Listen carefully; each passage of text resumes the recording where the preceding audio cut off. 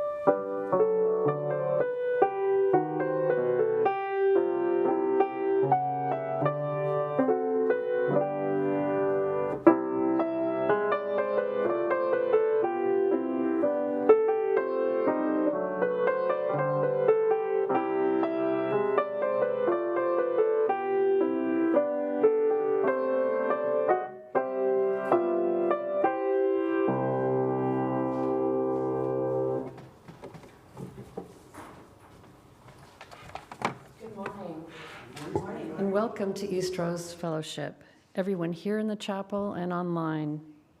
I'm Jan Apland-Curtis, your worship leader today, and our speaker is Diane Larson. She's a member of the Unitarian Universalist Community Church of Washington County, and she is the chair of the worship team there.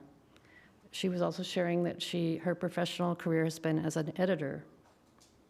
Let's all take a moment right now to greet each other, but first, before you greet each other here in the chapel, turn around and wave to the camera in the back of the room and say hello to those that are viewing at home.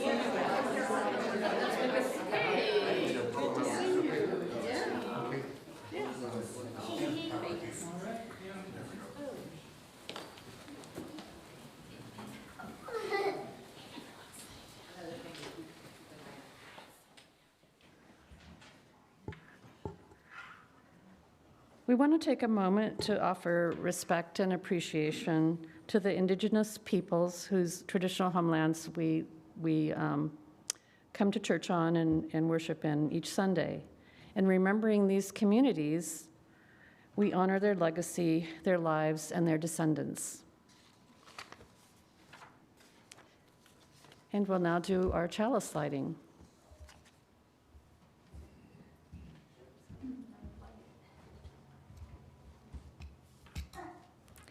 Our chalice lighting is Cherish Your Doubt, which are excerpts of lyrics by composer Elizabeth Alexander.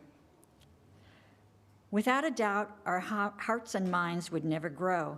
Without a doubt, our dreams would have nowhere to go. Without a doubt, we'd never change the status quo. Yes, without a doubt, we'd be hanging on to notions that are better gone. So try to love the questions, those thorny, thorny questions.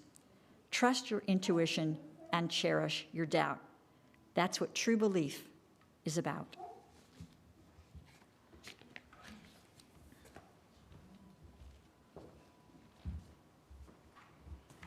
Please stand as you're able and join in singing our opening hymn, O Star of Truth, number 293 in the gray hymnal, or words are on the screen.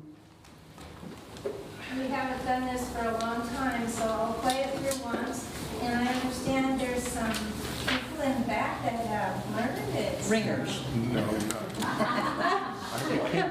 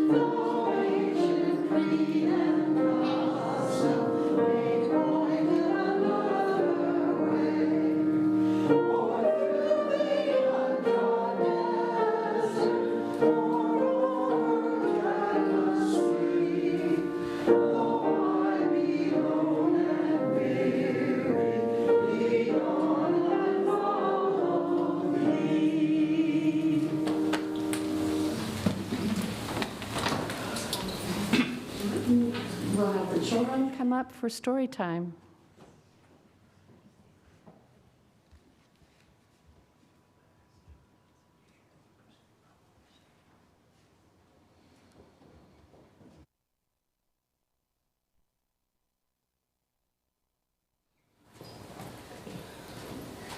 So before I start the story, I just wanted to quickly thank everybody who came to game night last night.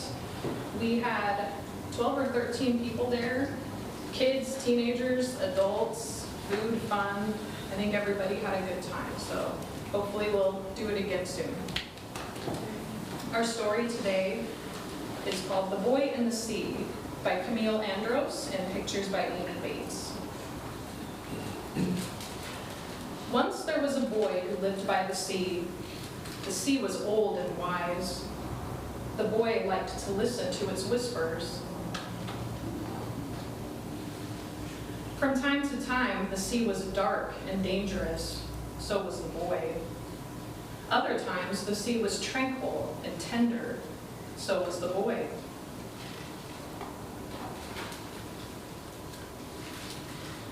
But once in a while, the sea felt the pull of something more, and the boy did too. The boy liked to think, and often his thoughts turned into questions. Some of his questions had answers, but many did not. So he returned to the waves and their whispers.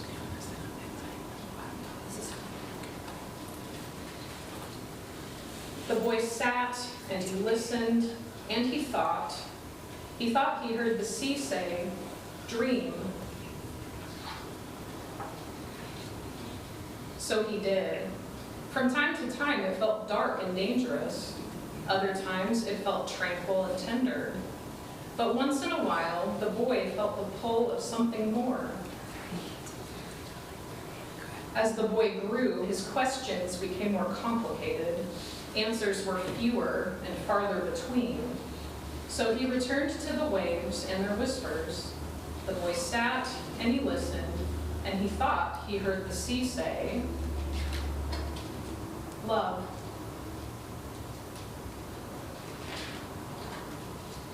So he did. From time to time, it felt dark and dangerous. Other times, it felt tranquil and tender. But once in a while, the boy felt the pull of something more. Then the boy was grown. He thought by being grown, he would finally know the answers to his questions, but he did not. He only knew more was answered in the asking. So he returned to the waves and their whispers and asked. The boy sat and he listened, and he thought he heard the sea say, "Be." From time to time, it felt dark and dangerous. Other times, it felt tranquil and tender. And once in a while, the boy felt the pull of something more. Once there was a boy who lived by the sea. The boy was old and wise. He liked to think, and often his thoughts turned into questions. Some of his questions had answers, but many did not. So the boy sat, and he listened. The end. That's short. It really was. Just in front of a bridge and hold hands and us in an aisle, we'll sing the children out.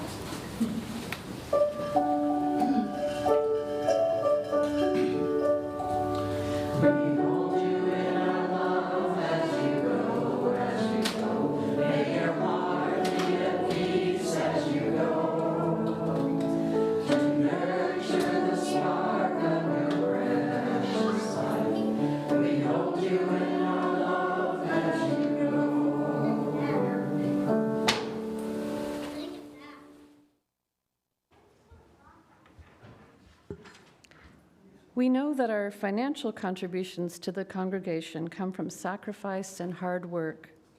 We are so grateful for this and commit together to ensure funds we gather collectively do a greater good for ourselves and our world than they could have done alone. May there be an offering to sustain and grow the life and mission of the congregation. May we give in love and in hope. Here at Eastrose, we share half of our offering with the community nonprofit we support. This month it is Snowcap Community Charities. Snowcap provides food, clothing, and services to those living in need in the East County area. And if you attend online, you may donate by visiting our website and clicking the donate button or scan the code on the screen. We will now receive an offering for the support of this religious community and its work in the world. You are invited to give generously and joyfully as you are willing and able.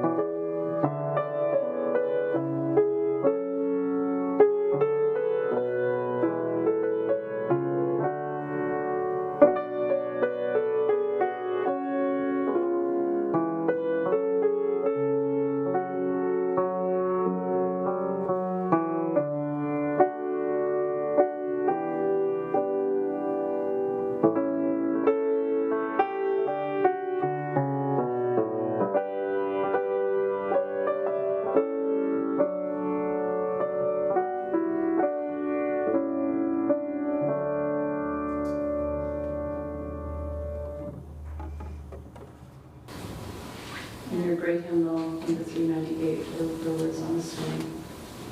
I'll play it through once. I don't think you know it very well.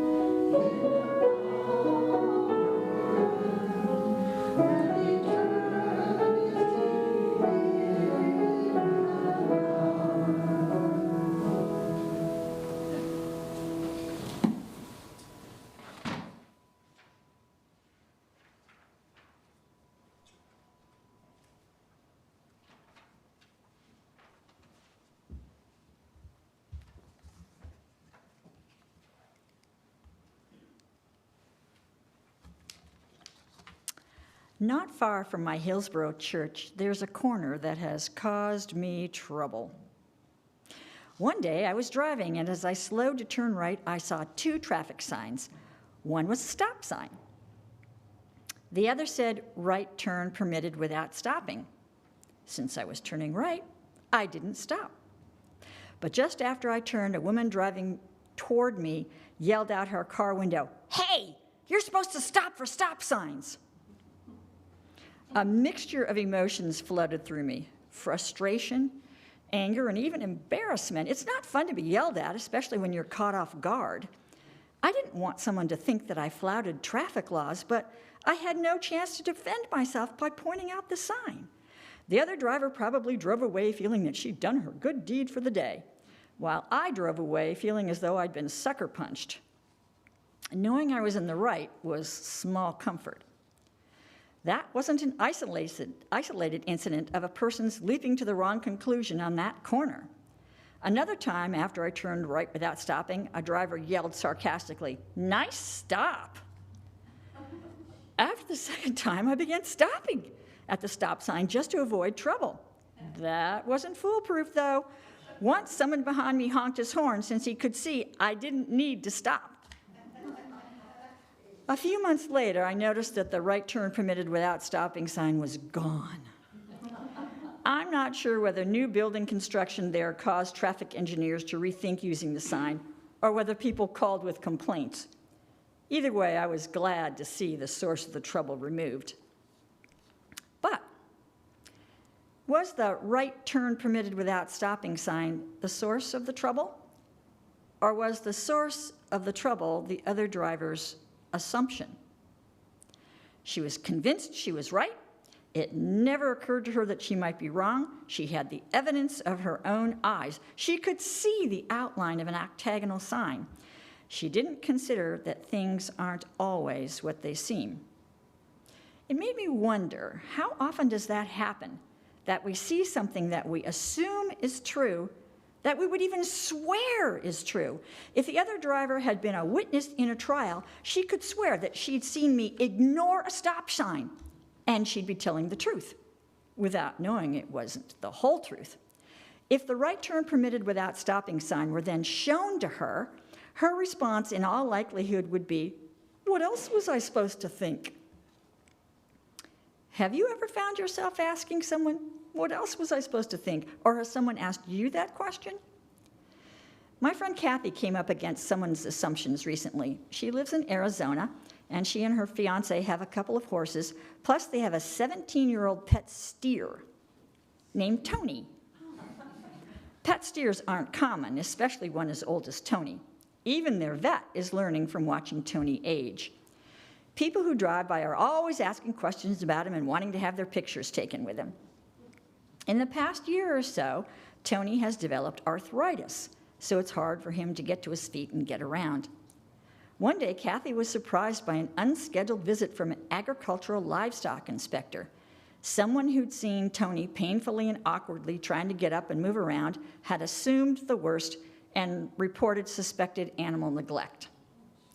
Of course, you could say it's better to be safe than sorry, but Kathy wished whoever it was had simply asked her about Tony's condition. Instead, it became a story of, what else was I supposed to think? The writer Marie Killalea recounted a similar situation in her memoir. Someone accused her family of making a crippled child mow their lawn. The witness didn't know the full story. Marie's daughter Karen had cerebral palsy and used crutches to walk. But by holding onto the handles of a push mower, she could keep her balance while mowing the lawn. She was thrilled to find some way she could be useful during family chore time. After being told the full story, the witness asked, "What else was I supposed to think?" Our UU faith would answer that question with another question. Were you actually thinking, or were you making assumptions? Of course, all of us make assumptions every day. It's the only way we can live our lives. We take as givens that we'll have air to breathe. We can call 911 in an emergency. The buses will run. Stores will have food for us to buy. Well, maybe not toilet paper a few years ago, but food. Our faucets will deliver fresh water. We can vote in the next election. Our bodies will function more or less. The sun will come up tomorrow. Our congregation will have a service on Sunday morning. What can we assume about less concrete elements of life? Can we assume we'll be told the truth? By our teachers? By our churches? By our news media? By our politicians? How much thinking do we have to do for ourselves? What are the foundations of our thoughts, of our beliefs? The poet Adrian Rich wrote, "Until we can understand the assumptions in which we are drenched, we cannot know ourselves." Well, how do we know which of our assumptions to question? Usually, we question our assumptions only when we're forced to, either by other people's insistence, as in the stories I told earlier, or by circumstances. For instance, climate change has made us realize that we can't continue to treat our Earth as though it has an endless capacity to give while we heedlessly take. And the Great Pacific Garbage Patch has made us realize that even though we talk of throwing things away, there is no away. The trash doesn't cease to exist, it remains. So how can we deliberately and consciously excavate and examine these kinds of everyday beliefs we have? Let's turn to our UU fourth principle. It calls us to a free and responsible search for truth and meaning. I think that quite naturally we tend to focus on a free search for meaning and neglect a responsible search for truth. A free search sounds dashing and daring. A responsible search sounds dutiful and dull. A search for meaning sounds personally rewarding, whereas a search for truth sounds personally daunting. So how can we begin a responsible search for truth? We can start with truly critical thinking. Wikipedia defines critical thinking as purposeful, reflective judgment concerning what to believe or what to do. Instead of jumping to judgment by making suppositions about what is true, factual, or genuine, without having actual knowledge, we can dissect our own beliefs.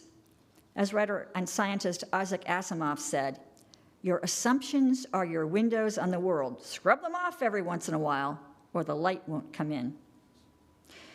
It can be revealing to think about the way our minds usually work. Consider what author Miguel Ruiz wrote. If others tell us something, we make assumptions. And if they don't tell us something, we make assumptions to fulfill our need to know and to replace the need to communicate. Even if we hear something and we don't understand, we make assumptions about what it means and then believe the assumptions. We make all sorts of assumptions because we don't have the courage to ask questions.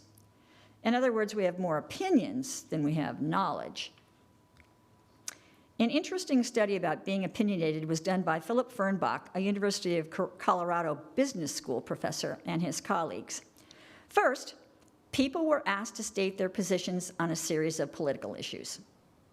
Second, people were asked to rate their degree of understanding of each issue.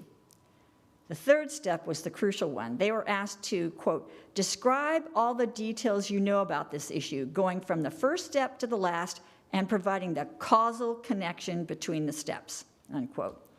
Finally, people were asked to re-rate their understanding and to restate their position on the relevant issue.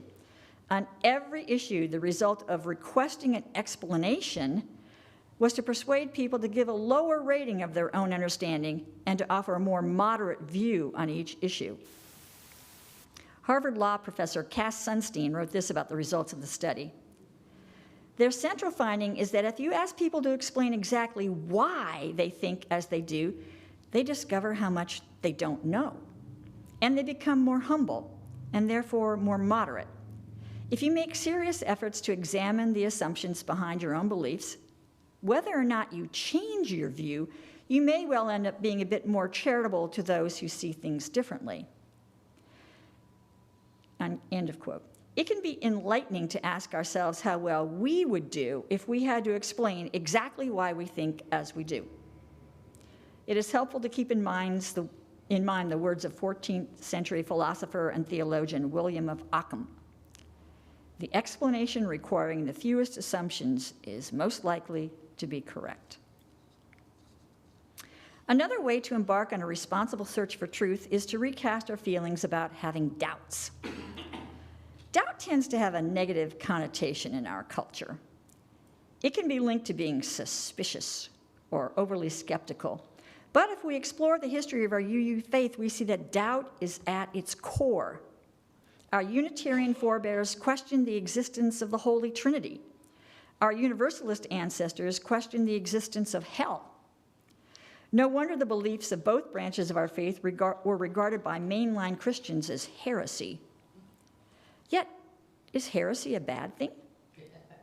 We think of the terms heresy and heretic as having negative connotations, but the Greek root of the word heresy is simply choice, or the thing chosen. So being a heretic means you're able to choose what to believe and what to doubt.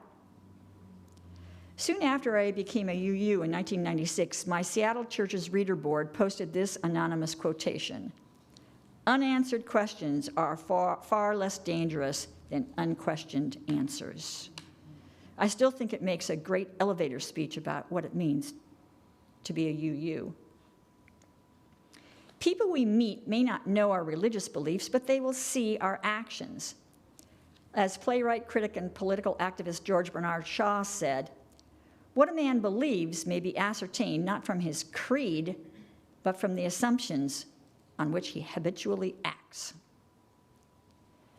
Even in our everyday lives, it can be good to doubt. Several years ago, I had a CT scan on one of my sinuses. I received no results from the lab or the ENT's office, so I figured no news is good news. 8 weeks later, I happened to be at my GP's office and happened to mention the topic. She immediately sent for the CAT scan results, which said, "Very worrisome for an aggressive malignancy." Luckily, that turned out not to be the case. But that was a lesson for me about making assumptions. Another way to pursue a responsible search for truth is to examine our old habits. You know, the ones that die hard. For instance, most of us grew up assuming that when it's chilly outside, you need to start up your car and let it idle for 5 or 10 minutes before driving off. But according to the NPR Car Talk guys, quote, "You can forget about that. The fact is, cars these days don't need to be warmed up. Except in below zero conditions, you can just start the engine and drive off. If you put the car in gear and it doesn't stall, it's ready to drive." With that new knowledge, are we capable of changing our habits? Or do we shrug and figure we can leave that to younger generations? That takes me back to the original car dilemma I mentioned with the right turn permitted without stopping sign. After some time had passed, I was able to gain some perspective, and I re-examined why the trouble happened. Had I contributed to the trouble by expecting too much of someone who literally couldn't see both sides? Had I also contributed to the trouble by getting so upset about it? When I feel judged unfairly, it is not easy for me to see the humor in a situation, especially at the time it happens. After a while, though, I began to see the absurdity. In a literal sense, I saw how ridiculous it was that a traffic sign meant to ease my way instead ended up complicating it. On an emotional level, I realized that my getting so upset was linked to the curse of being a good girl. All my life, I've followed the rules. So I had to laugh. Little good it did me at that ill-fated corner. A few years ago, I needed a nudge to find the humor in another frustrating situation when I was a volunteer usher for a local theater company. I showed up to usher for a matinee only to find locked doors. I'd made the effort for nothing.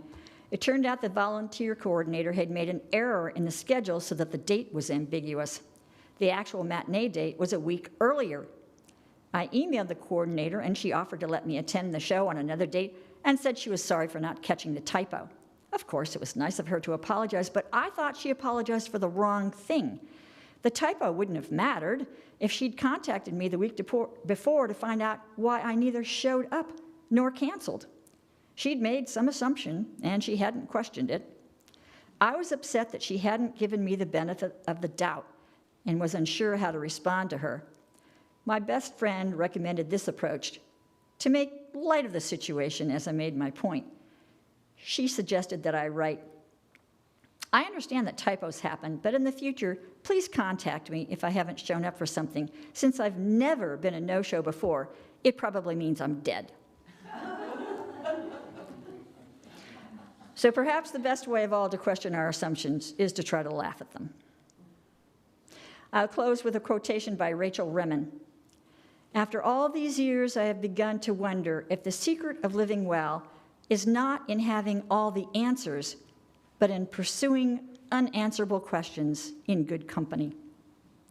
Here in this UU community, each person, alone and yet together, can embark on a responsible search for truth, and in doing so, find meaning. So may it be.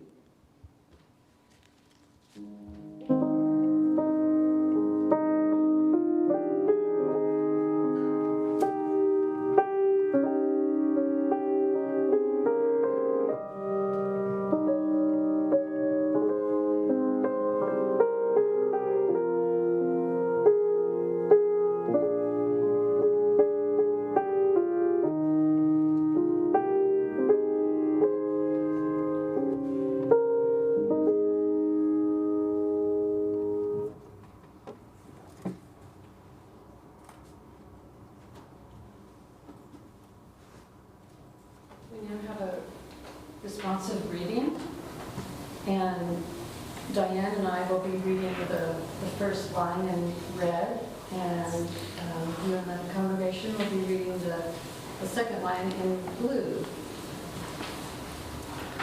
So I'll go ahead and start.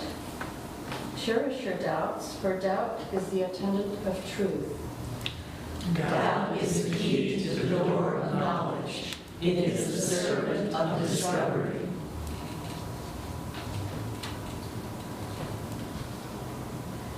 A belief which may not be questioned binds us to error, for there is incompleteness and imperfection in every belief. Doubt is the touchstone of truth. It is an accent which keeps away the false. Let no one fear the truth, that doubt may consume it, for doubt is a testing of belief. The truth stands boldly and unafraid. It is not shaken by the testing.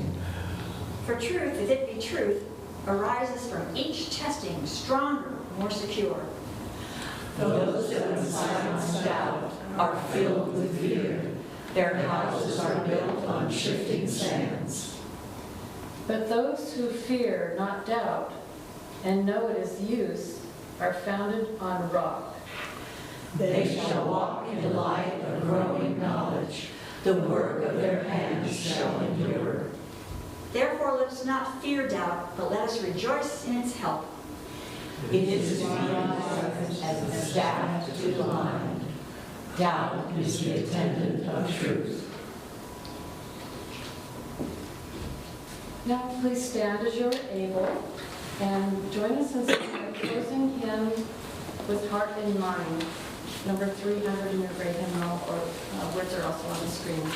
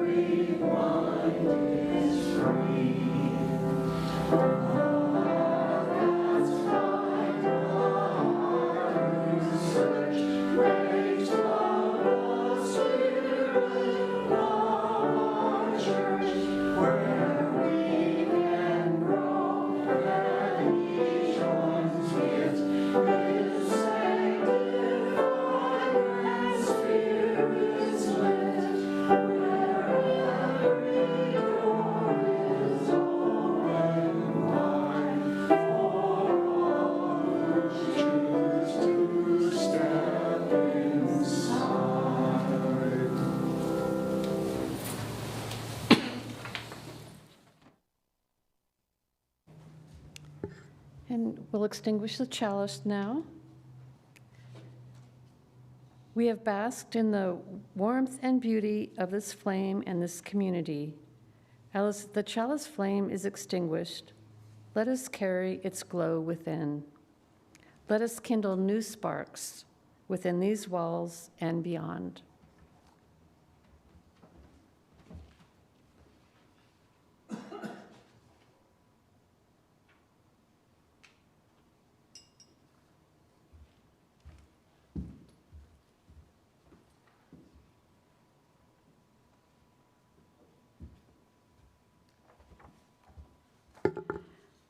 Our closing words are by Jim Miller.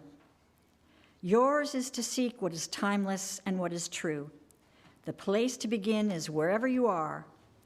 Embarking upon this course of yours requires courage, for you can never be sure of what you will come upon, or when you will come upon it, or where. Yet, until you begin your search in earnest, and unless you persevere to the end, the answers you come upon will not be your answers.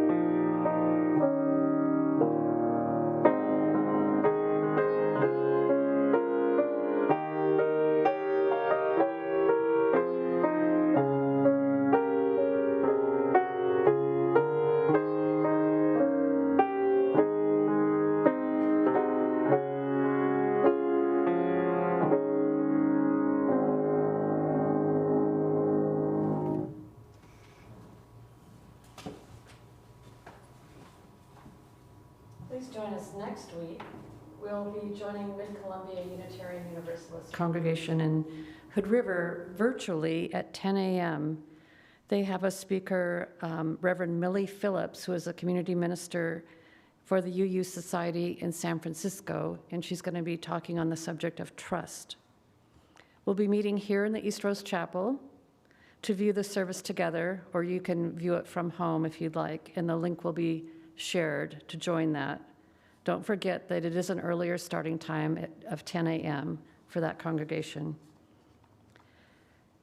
We have another announcement. The Eastrose hiking group will be meeting Wednesday, this coming week, the 22nd, meeting here to carpool at 9 a.m. We're going to be doing a Mount Talbot hike in the Clackamas area. Larry Adams over here is the one that organized that, if you had any questions. It's rated moderately difficult, probably because of the rise. Any other announcements? Keen.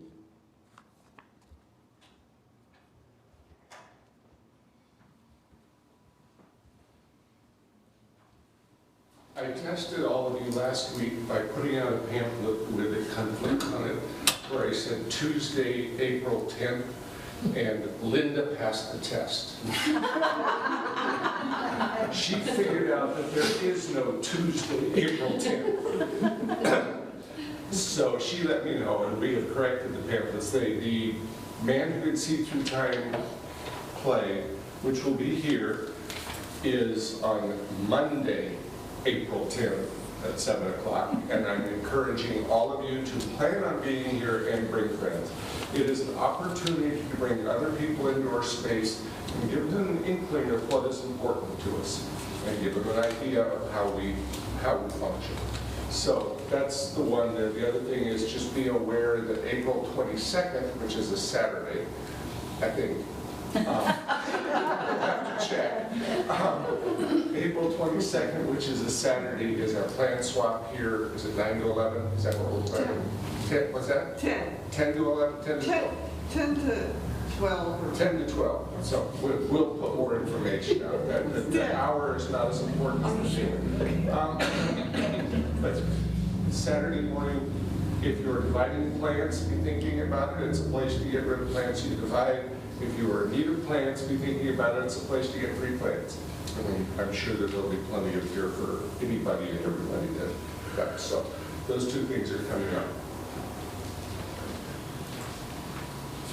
Thank you, Keen. And Eric? Hi. There's some wonderful opportunities to serve here at Eastrose. You get sign-up sheets here for coffee, and cleanup after coffee, and flowers. And your names would be lovely on the sheets. And sure is much appreciated. Thank you. It's a great reminder. Thank you, Eric. So our service is now concluded. And for those of you viewing online, you can click on the link for the Zoom Cafe conversations to visit together. And those here in the chapel will have coffee and tea and conversation time.